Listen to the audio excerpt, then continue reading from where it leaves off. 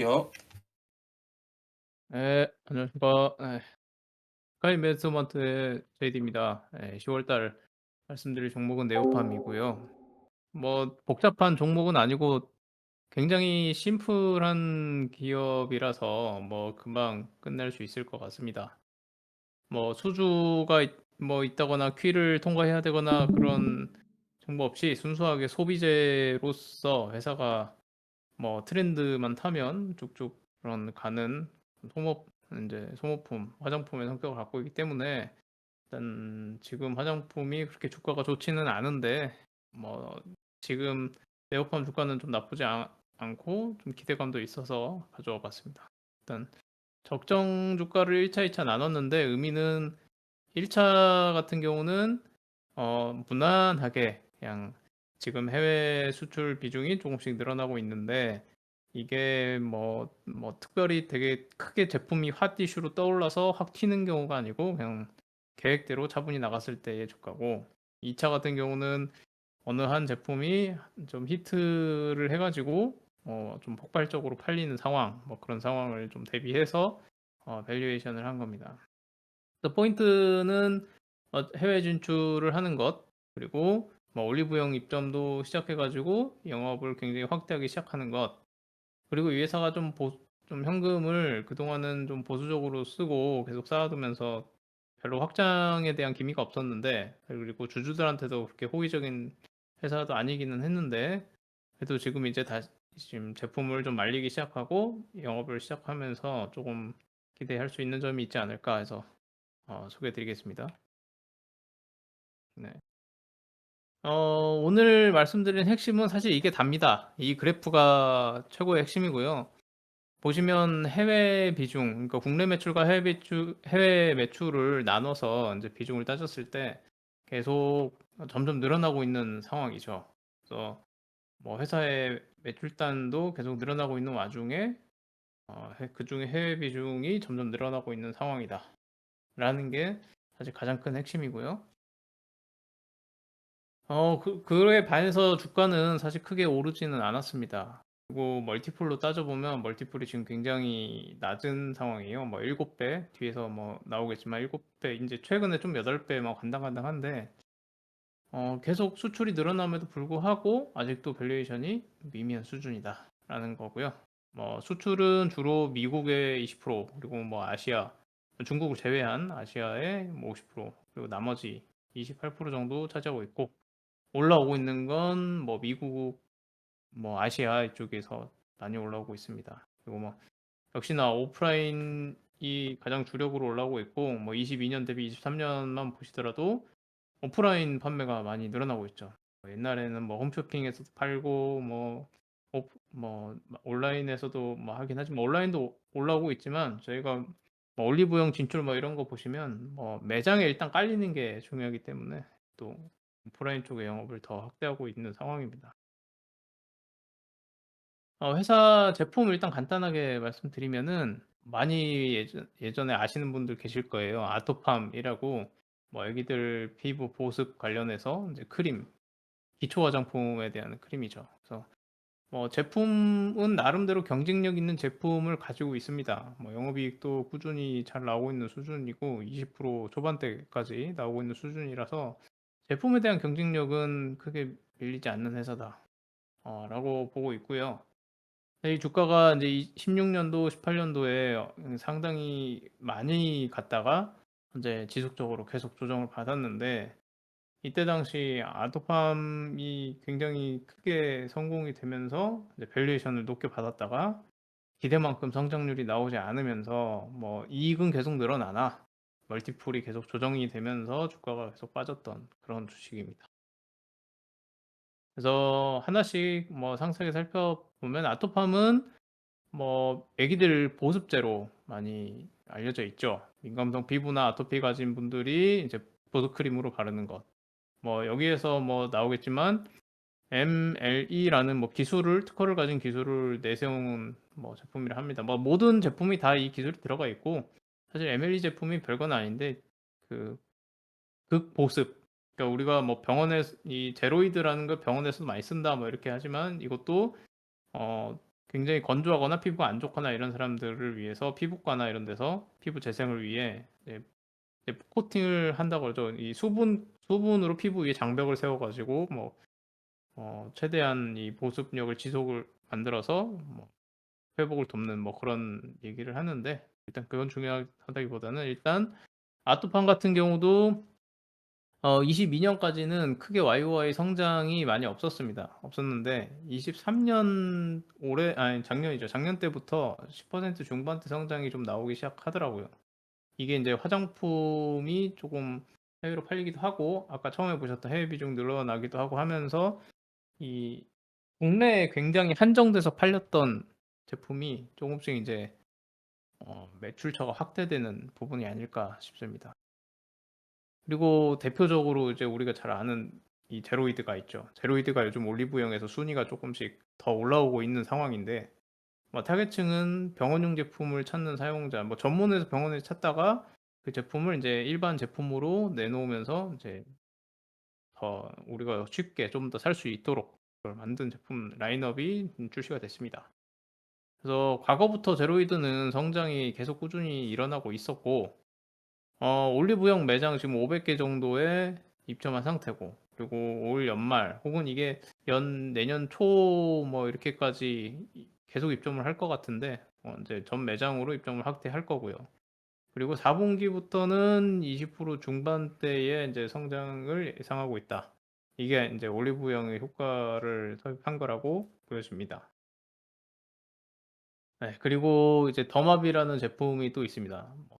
보시면 다 보습 케어를 원하는 제품이에요. 근데 조금씩 이제 타겟층이 다를 뿐입니다. 아토팜은 이제 아기를 상대로 하고 어린 아이들이나 이런 상대로 하고, 제로이드는 이제 병원 같은 전문 보습 제품, 그리고 요 더마비는 그냥 우리 성인이나 아니면 뭐 아무나 뭐 남녀노소 상관할 거 없이 그냥 우리가 그냥 보습크림 바르듯이 이렇게 바르는 일반적인 제품을 출시를 했었고, 이게 네오팜이 조금 이제 좀 괜찮다라고 봤던 이제 소스가 나왔던 것도 아마존 프라임데이에서 수출이 이게 많이 늘어난 상황입니다. 그리고 좀 조기 그 품절이 됐어요. 그래서 선케어 제품 같은 경우가 조기 품절이 돼서 미국에서 반응이 좀 괜찮았다라고 하고, 그리고 일본 마츠모토 기요시라는 게 이제 우리나라 약국이라고 하는데 우리나라는 약국인데 일본은 이제 약간 잡화점 같은 그런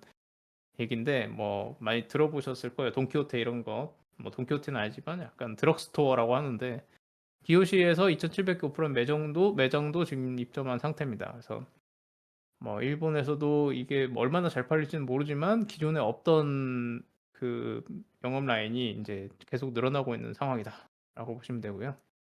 그리고 리얼 베리어 같은 경우는 어 이것도 건조한 피부를 하는 분들인데 좀 프리미엄 라인을 추구하는 상황입니다. 이제 이 제품 라인입니다. 네. 이 더마비가 남녀노소 아무나 바르는 거라면 이제 리얼베리어는 조금 더 고가의 프리미엄 제품을 좀 인제 선호하시는 분들이 이렇게 목적으로 타겟으로 만들어진 제품이고요.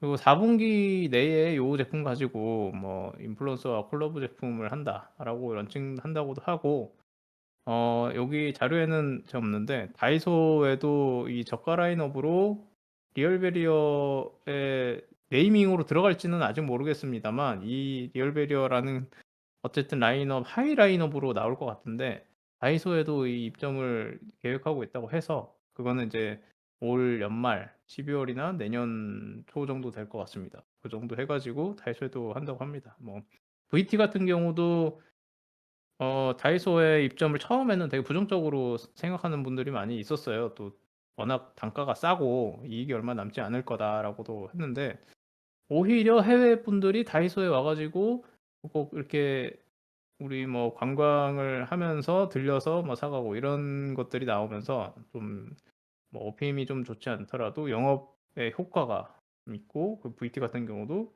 막 품절 대란이 계속 지금도 거의 구하기가 쉽지 않아요. 일어나면서 뭐 그게 나름 긍정적인 효과로 돌아왔던 것 같습니다. 네. 그래서 정리를 좀 해 보면 결국에는 이제 복잡한 얘기를 드렸는데 요 한 페이지로 인제 정리를 드린 겁니다. 아토팜하고 제로이드, 뭐 리얼비어, 더마비 요 4개 매출 비중. 여기에 기타 매출 OEM이 있는데 요거는 이제 이층환불향으로 되는 OEM이에요. 근데 마진이 좋지 않아서 제일 늘어나지 않았으면 하는 비중이 기타 OEM 매출입니다. 그래서 어쨌든 이 제품마다 스케줄이 지금 연말과 내년 초에 좀 몰려 있습니다. 제로이드 같은 경우는 올리브영 입점 이미 했고 이제 4분기에는 전 매장으로 확대가 되는 거고 아토팜도 4분기에 지금 코스트코 입점 제품 이미 이제 올라가 있어요. 그래서 코스트코 입점 아토팜 돼 있고 덤머비 같은 경우도 아마존 프라임데이 조경판 됐고 기요시 매장 입점하고 우리 리얼베리어는 4분기에 인플루언서 콜라보 해가지고 이제 영업 광고 할 거고 거기에 다이소 같이 계획되고 있어서 4분기에 지금 스케줄이 많이 몰려 있습니다. 그래서 최근 모멘텀들이 기대가 되는 상황이죠.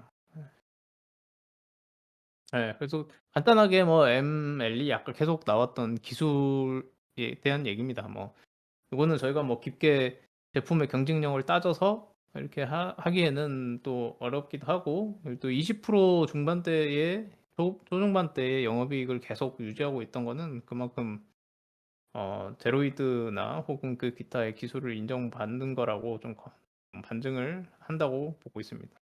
그래서 참고 삼아 이건 보시라고 넣어놨고요. 출시한 지 좀 오래된 제품들이잖아요. 그래서 오래된 제품인데 미국에서 엄청나게 판매를 보인 것들이 사실 제품 출시가 오래된 것들도 많습니다. 뭐 보시면은 뭐 조선미녀도 마찬가지고 출시된 지도 좀 연도가 된 것들이 많아요. 이 한 번 뜬 다음에 이제 새로 신제품을 출시하고 뭐 이런 상황도 많기 때문에 그리고 지금은 진짜 저세상 주식이 된 그 제닉의 마스크팩도 사실 옛날부터 만들던 마스크팩이잖아요. 그래서 바이오던스에서 납품하면서 계속 만들던 건데 어느 순간 이게 트렌드를 타고 폭발적인 인기를 얻기 시작하니까 우후죽순 퍼져나가면서 이 상황이 이렇게 된 케이스다 보니까 뭐 알 수는 없지만 언제든지 어떻게 터질지는 아무도 모른다. 그렇게 보시면 됩니다. 그래서 핵심은 결국 뭐 VT 리드샷도 올리브영 통해서 해외에 막 알려지면서 이게 많이 일어났듯이 저희 뭐 제로이드도 그런 가능성을 충분히 갖고 있지 않을까. 그리고 그러지 않더라도 충분히 꾸준히 지금 성장이 일어나고 있는 상황이다. 그리고 멀티풀은 이미 내수 시장 정도의 멀티풀, 내수용 기업의 멀티풀을 받고 있는 상황이다. 그래서 여기서 조금만 해외에 대한 부가 이제 좀 제품이 좀 인기가 끈다라는 뭔가 촉매가 터져주면 멀티풀이 좀 상향이 될 수 있지 않을까 이렇게 기대를 하고 있습니다. 단기적으로는요. 그래서 뭐 제로이드 같은 경우는 이미 잘 알려진 브랜드이기도 하고 이 올리브영 입점해가지고 입점 이제 하루 첫 행사를 20% 했을 때 인기 2위를 차지를 했습니다. 지금은 한 50위권 정도로 돼 있는 것 같은데 이게 날이 갈수록 점점점 올라오고 있는 상황이에요. 그래서 1단위로 체크를 이제 하면서 보면 이 제로이드가 계속 뒤로 밀리지 않고 1부는 유지하고 1부는 또 올라오고 있어서 나름 지금 꽤 선방하고 있는 상황입니다. 그리고 조금 걱정되는 게 우리가 화장품이 지금 전방이 좋냐 안 좋냐 피크냐 이런 얘기가 많이 있습니다. 수출의 성장이 북미 뭐 중화권 같은 경우는 한번 중국이 돌아서나 했는데 아니었죠. 그냥 다시 또 돌아봤고 그리고 북미 유럽 같은 경우는 성장률이 더 이상 더 올라가기 어렵다라는 얘기도 있어서 증가세가 일단 둔화되니까 지금 화장품 주가들이 계속 좋지 않은 상황이거든요. 주가들이. 그래서 지금 뭐 네오팜 입장에서는 사실 전방이 계속 해줘야 혹은 유지라도 해줘야 좀 촉매를 받으면서 더 멀티플을 많이 받을 수 있을 것 같은데 여기에서 여기서 이제 더 이상 화장품이 뭐 크게 늘어나지 못하고 계속 그냥 횡보하거나 하면 전 최소한 이게 성장률이니까 최소한 횡보만 하더라도 주가는 그래도 갈 수 있다라고 생각이 드는데 이게 이제 최악의 상황은 꺾여져서 내려오는 거라서 내려오지만 않으면 나름 괜찮을 것 같습니다. 그래서 이 화장품에 대한 섹터는 계속 트래킹을 해가면서 봐야 될 것 같고요. 이 한국의 화장품이 어쨌든 미국에 이렇게 빠르게 침투하면서 갈 수 있었던 이유는 결국에는 가격 정책을 처음에 잘 선정을 했고, 그리고 그 가격 정책을 가지고 효과를 써 봤는데 '어 생각보다 품질이 괜찮네.'라는 그 입소문을 타면서 퍼진 거라고, 네, 생각을 합니다. 그래서 5만 원 미만 시장, 고가 시장들은 워낙 다른 굉장한 럭셔리 브랜드가 많기 때문에 우리 한국 화장품은 일단 가성비로 시작해서 그 가성비에 인해서 접근을 딱 해 봤을 때 피부에 이 닿는 감촉, 뭐 질감, 발림성, 용기 같은 용기의 인제 뭐 고급짐 이런 것들이 이 써 보고 나서 재구매율을 계속 자극을 했기 때문에 이렇게 잘 됐다라고 봅니다. 그래서 요즘에 또 SNS가 인플루언서를 동원해 가지고 한번 이거를 좋다고 얘기하면 뭐 영업은 우후죽순 퍼져나가기 때문에 한번 이 트리거만 터져 주면 이 계속 퍼져나갈 수 있는 이 가능성을 갖고 있다, 이렇게 보고 있고요. 전방에 지금 화장품이 일부 회사들은 뭐 콜마라든지 아니면 코스메카도 지금 괜찮은 상황이기도 하다라고 얘기는 있는데, 그게 뭐 괜찮은 회사와 지금 좋지 않은 회사가 너무 극명하게 또 날리고 있는, 옥석 가리기가 또 되고 있는 상황입니다. 그래서 화장품 전방만 우리가 유지를 해 주면 되지 않다. 성장은 계속될 거다. 이고요. 그래서 아마존에서 지난 7월 월에 팔리고 나서 한국 화장품에 대한 이제 평가를 진행한 결과인데, "기능 구현이 잘 된다."라는 게 참 압도적으로 많았습니다. 이 기능 구현이 이게 느낌이거든요. 실제로 기능 구현이 되는지 안 되는지는 우리 소비자가 막 과학적으로 측정해 보고 그럴 수는 어렵잖아요.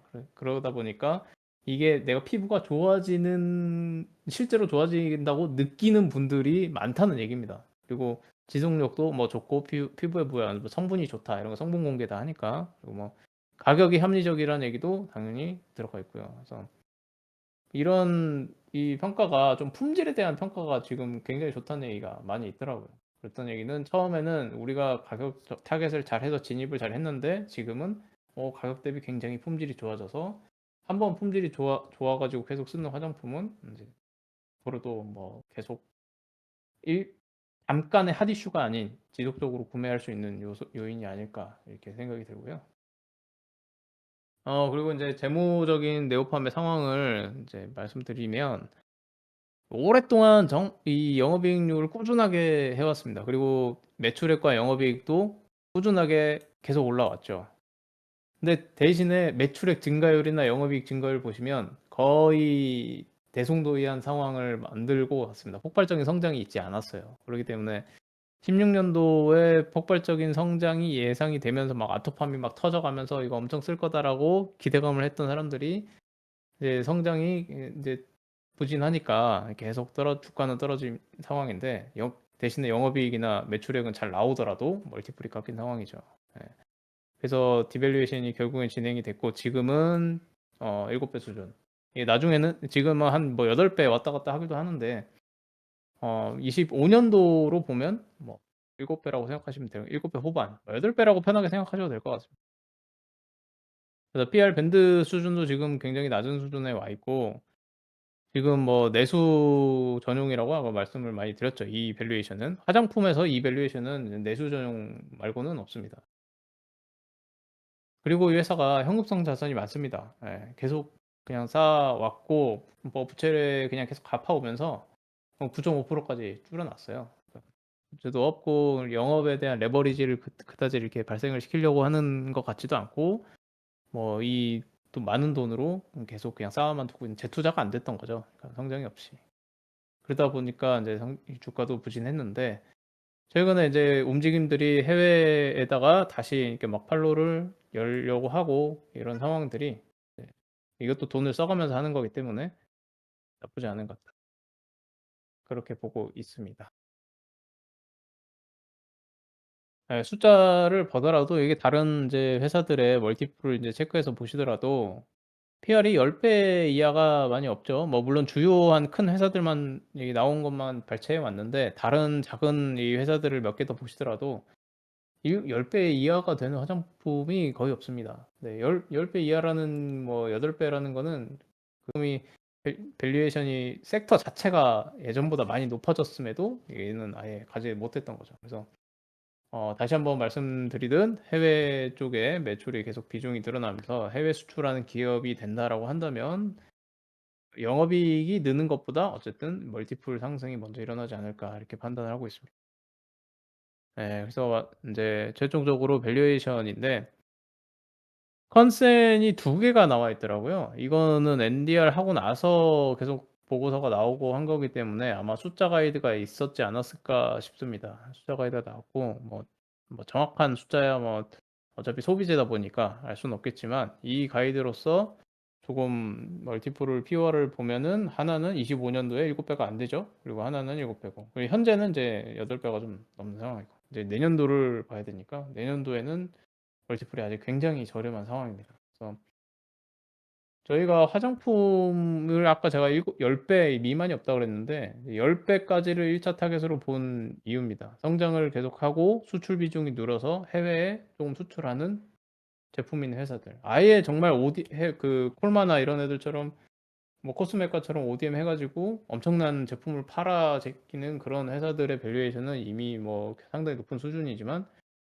단일 제품이나 아니면 본인의 자체 브랜드의 제품을 해외에 지속적으로 수출하면서 꾸준히 매출을 나오는 회사들 멀티플이 10배 수준입니다. 그렇기 때문에 1차를 10배로 잡고 그거에 대한 상승력을 산정을 했습니다. 이게 저는 베어 케이스라고 봤고요. 아니면 꾸준하게 어쨌든 계속 조그만의 성장이라도 영업이익이 늘고 있는 상황이니까 이렇게 봤고 불케이스 같은 경우는 이 제품 중에 하나가 제로이드 예를 들면 제로이드가 뭐 미국에 히트를 쳐가지고 제품이 많이 나가는 상황 아니면 예상보다 조금 더 성장률이 제로이드가 좋다라고 했을 때 이 멀티플 충분히 나올 수 있다고 생각을 합니다. 그래서 제품 중에 빅히트 제품이 나왔을 때의 불케이스 그리고 뭐 베어 케이스 두 가지에 대해서 밸류에이션을 했고요. 일단은 그 매매에 대한 생각은 빅히트에 이 내 가지고 2차 주가를 봤을 때는 분명히 밸류에이션 대비 오버슈팅을 할 거라고 봐서 이때는 조금 추세 추종 매매로 매도를 할 접근할 계획이고 처음에 진입할 때는 이제 가치 투자로서 시작을 하는 거죠. 이렇게 반반 섞어서 운용을 좀 할 생각입니다. 네. 그래서 마지막 리스크인데요. 아까도 말씀드린 화장품의 탑라인 피크아웃이 최대 리스크고 그리고 두 번째는 네오팜 제품이 해외에 별로 굉장히 무반응인 겁니다. 무반응인 게 뭐 이것도 하나의 리스크라고 볼 수 있겠죠. 뭐 베어 케이스를 제가 가정을 하긴 했지만 이것도 뭐 해외에 어느 정도 팔린다는 가정이기 때문에 뭐 멀티플 10을 줬기 때문에 아예 정말 해외에 팔리지 않을 때 요거는 이것도 하나의 리스크라고 볼 수 있고 그리고 소외주 수준으로 거래대금이 진짜 작았습니다. 별로 없었는데 최근에 좀 무증 발표도 하고 하면서 그나마 좀 기관이 들어올 수 있는 수급이 좀 연할이 되지 않았을까. 예, 그렇게 보고 있고요. 그리고 이 네 번째가 좀 질문에서 있던 건데 올해까지 원가 부담이 좀 있습니다. 이 OEM 매출 때문인데 이치환불향으로 OEM 매출이 좀 있어가지고 그게 한 매출 기준으로 14%, 15% 정도 되는데 이게 OPM이 별로 안 좋습니다. 제로이드가 아까 보셨던 그 제품들의 OPM은 20% 중반대인데 이 OPM 영업이익은 한 자릿수밖에 되지 않아서 계속 깎아먹어요. 그래서 깎아먹기 때문에 지금 일부 영업이익 OPM의 하락은 좀 불가피하다라고 보고 있고 이게 이제 내년도 되면 이제 어차피 매출단이 늘어나고 하면 이제 자연스럽게 해결될 문제라서 올 하반기는 이게 수익성 하락이 불가피하다. 하지만 25년도는 우리는 본다. 이렇게 봐서 뭐 시계열을 생각하시 스케줄을 이렇게 잡으시면 될 것 같습니다. 그리고 뭐 마지막으로 큰 이슈는 아닌데 뭐 TMF 터진 사건 있잖아요. 근데 TMF 터진 사건이 대손상각비 반영될 거다. 근데 규모는 크지 않을 것 같다고 예상은 합니다. 네, 여기까지 이제 네오팜이었습니다.